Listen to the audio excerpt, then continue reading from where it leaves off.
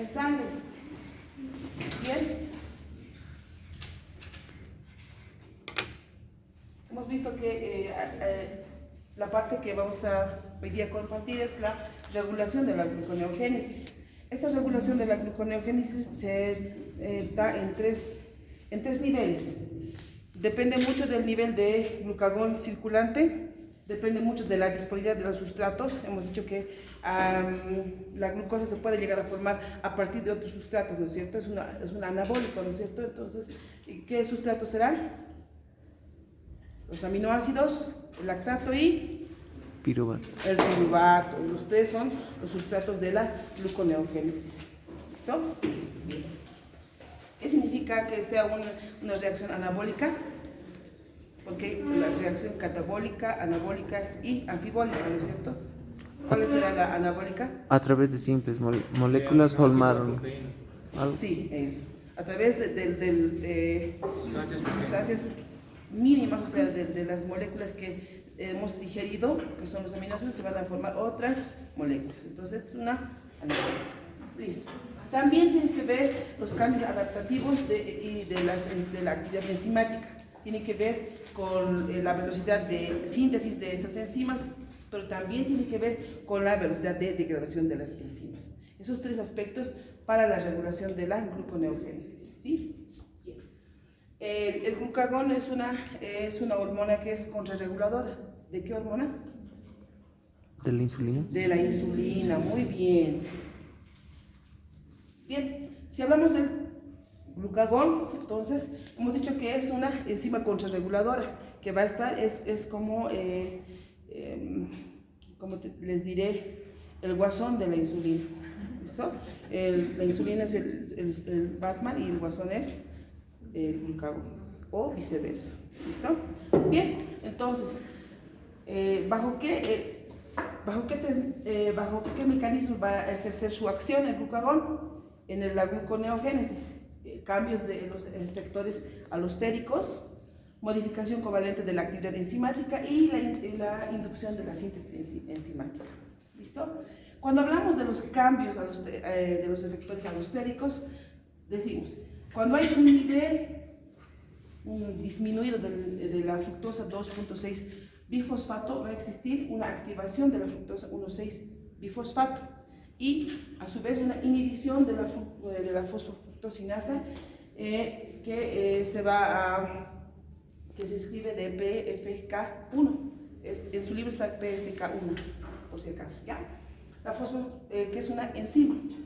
Esta inhibición y esta activación va a favorecer así a la gluconeogénesis. El segundo mecanismo, que es la modificación covalente de la actividad enzimática.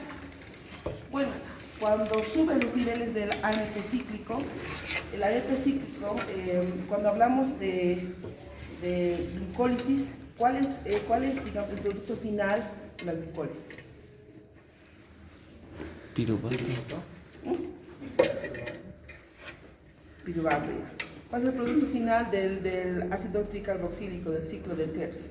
¿Cuál es el producto final de lo que es el ciclo de Krebs?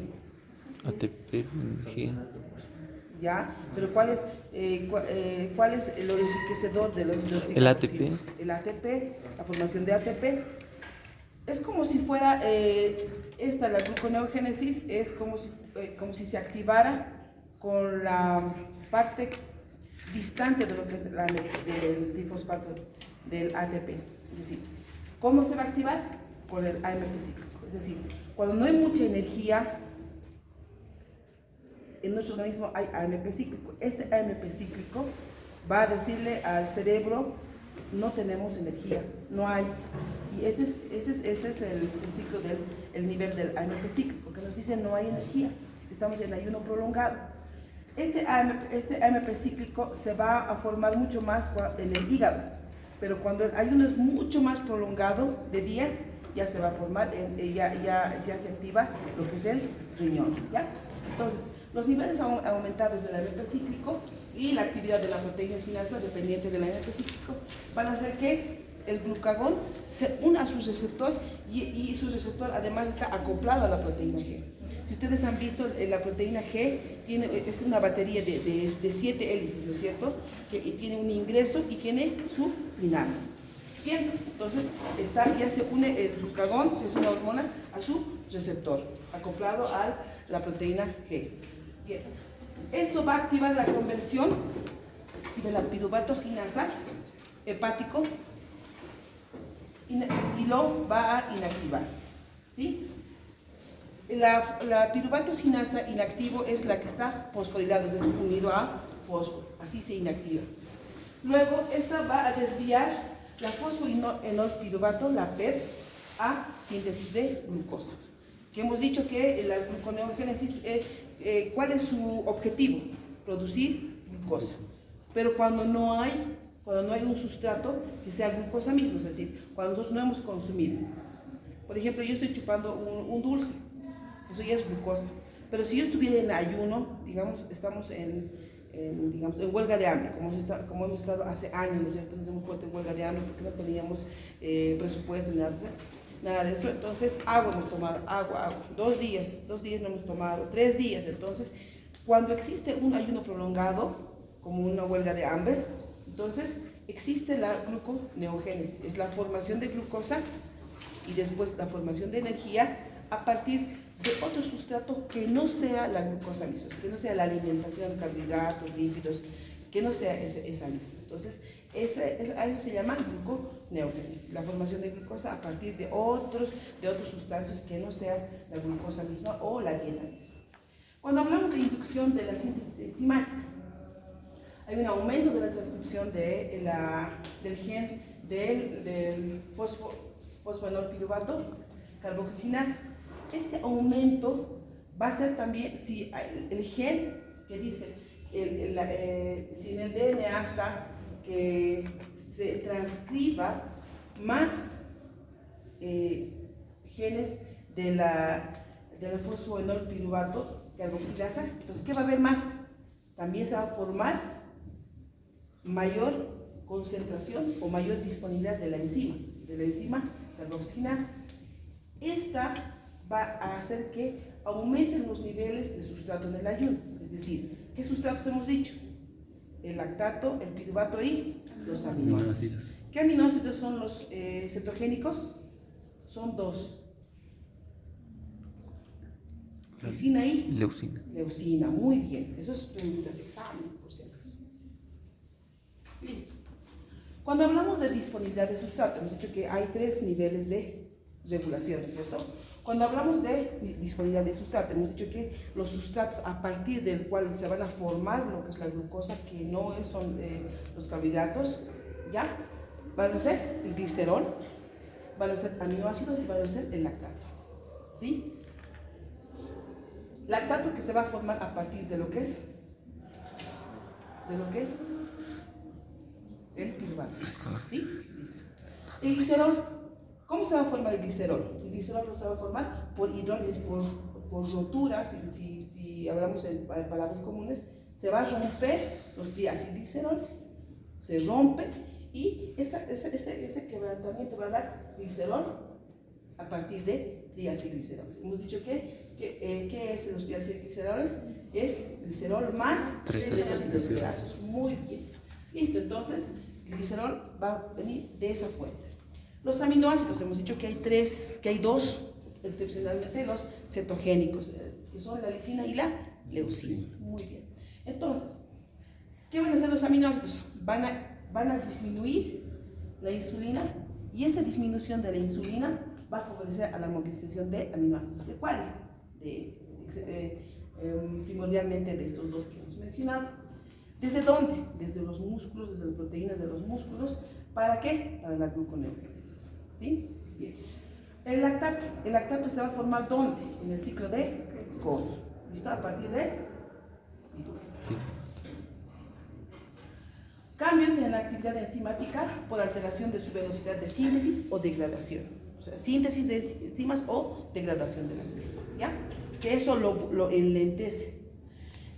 La activación alostérica también hay una inhibición, hemos dicho degradación o síntesis. Cuando hablamos de la activación o de la síntesis, cuando estamos hablando en ayuno prolongado, ¿ya? En ayuno, y mucho más en ayuno prolongado, hay una activación de la piruvato carboxilasa.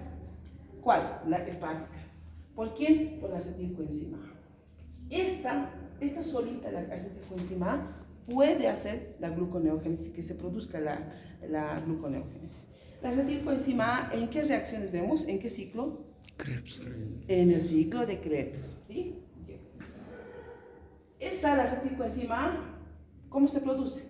Hay un aumento de la lipólisis, por cualquier razón que sea, y este aumento de la lipólisis va a hacer que exista la formación de mucho más acetilcoenzima A. ¿Por qué? Por la beta oxidación de ¿qué? De los ácidos grasos. ¿Sí? ¿Dónde? Y el hígado, en este caso, cuando hay mucha formación de la acetilcoenzima A, el hígado se ve sobresaturado. Ya no puede beta oxidar los ácidos grasos para convertirlos en CO2 y en agua. Entonces se ve superado en su capacidad. ¿En qué aspectos, en qué patologías el hígado puede verse superado para que exista la beta oxidación? ¿En qué aspectos? ¿En qué patologías?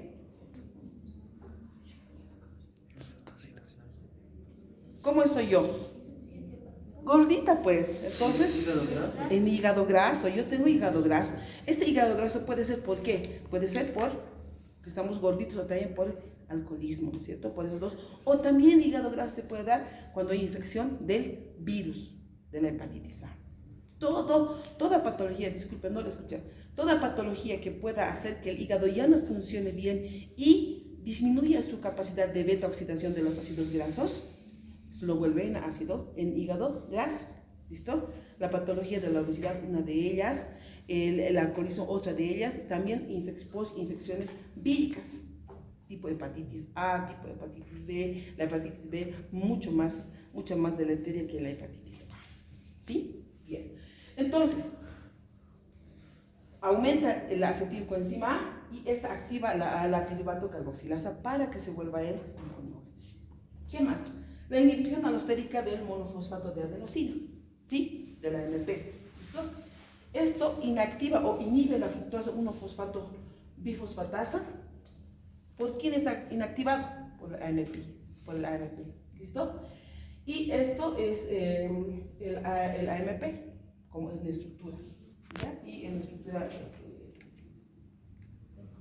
química. Esto es un mapa de lo que es la gluconeogénesis. ¿Listo? Del mapeo total de lo que es la gluconeogénesis. Miren, nosotros hemos hablado del glucagón, ¿no es cierto? Pero no es la única que va a estar en la regulación de lo que es la gluconeogénesis.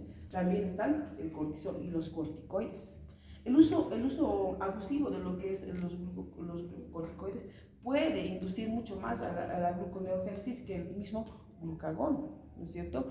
¿Qué son los glucocorticoides o los corticoides? Nosotros nos colocamos los corticoides, ¿no es cierto? Los varones utilizan bastante en gimnasia glucocorticoides, ¿listo? Cuando tenemos alguna inflamación fuerte, utilizamos glucocorticoides. La dexametasona utilizamos bastante, ¿no es cierto? La dexametasona se puede decir que es la menos dañina, la menos deleteria. Hay mucho más que la dexametasona, pero la que nosotros utilizamos más que todo en los médicos generales es la dexametasona. Inclusive es para inhibir la reacción alérgica de lo que es la penicilina. Antes no se utilizaba, pero como ha habido muchas reacciones a la penicilina, se utiliza bastante.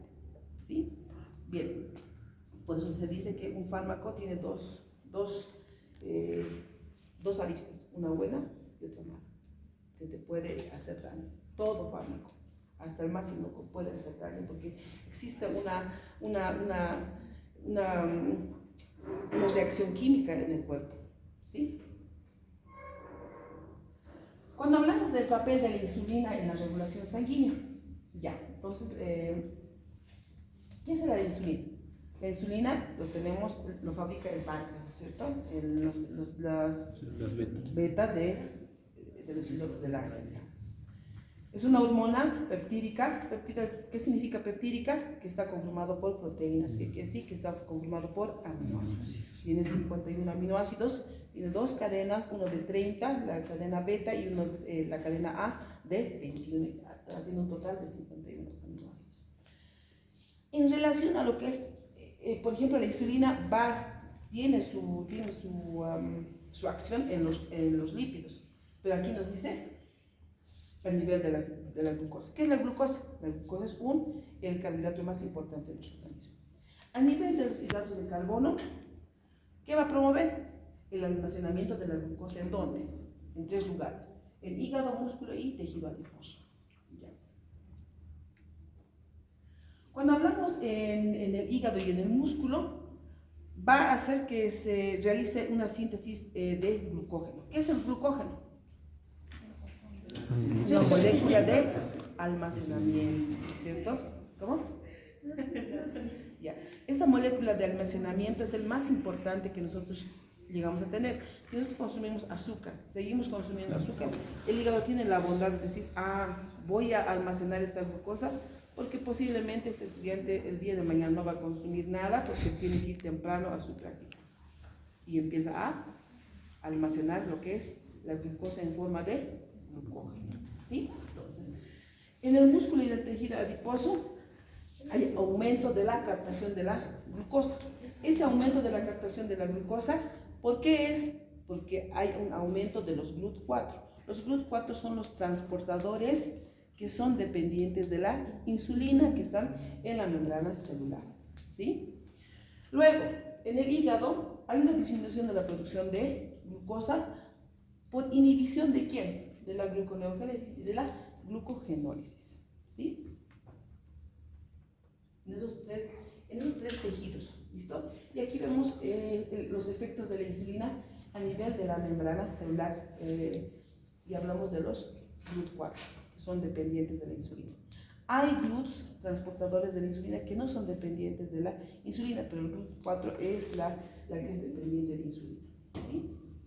Bueno, creo que eso es todo. ¿Sí? Hasta ahí es el tema de la gluconeogénesis.